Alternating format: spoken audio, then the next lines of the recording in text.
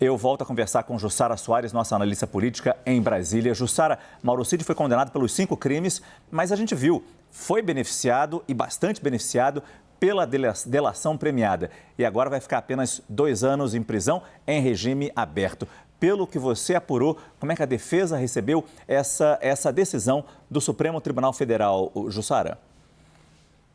Márcio, a defesa e o próprio Mauro Cid receberam, claro, com muito alívio essa decisão. O Mauro Cid, quando ele assinou o acordo de colaboração premiada, lá em setembro de 2023, ele pediu o perdão judicial ou essa pena mínima de 2 anos em regime aberto. O que aconteceu hoje no voto? Até o ministro Alexandre de Moraes, ao votar, ele defendeu que Mauro Cid tivesse essa pena mínima de 2 anos, porque ele disse o seguinte, que não cabe perdão judicial, que isso era como igualar, por exemplo, a quem está defendendo a anistia ou o indulto. Então, ele diz o seguinte, que esse perdão não cabe esse perdão por isso, porque isso seria, na verdade, a mesma coisa que igualar a anistia. Então, ele, ao rejeitar esse primeiro pedido do Mauro Cid, ele também dá um recado a quem está trabalhando por uma anistia ampla, geral e restrita. A gente tem acompanhado bastante esse movimento no Congresso. Bem, o Mauro Cid, ele já está cumprindo medidas cautelares desde maio de 2023, ou seja, há mais de 2 anos.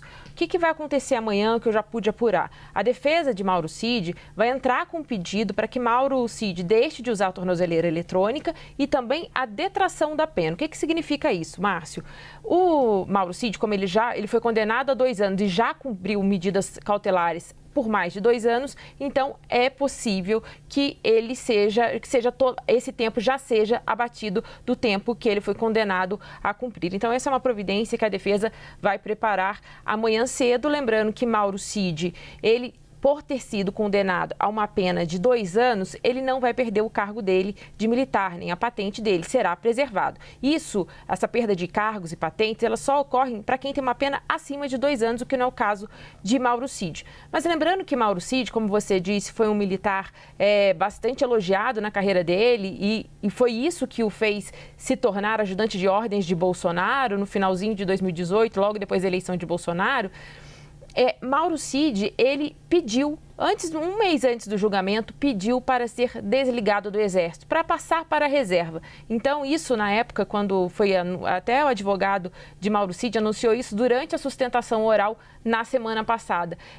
Essa sinalização foi feita pela defesa justamente para que eles entendessem que Mauro Cid não tinha nenhuma intenção de voltar ao Exército. Inclusive, ao tomar essa decisão, Mauro Cid disse a pessoas próximas que ele não tinha, a carreira dele estava acabada, ele não tinha mais nada a fazer no Exército. Mas, de modo geral, o sentimento ali no entorno de Mauro Cid é de alívio. Eles dizem que ele passou os 2 últimos anos muito pressionado, sofrendo, inclusive, assédio de outras defesas para trocar de advogados, também uma série de vazamentos dos seus áudios, mas foi considerado uma vitória porque a delação de Mauro Cid foi alvo de questionamento das outras defesas, principalmente do ex-presidente Jair Bolsonaro e também do general Walter Braga Neto.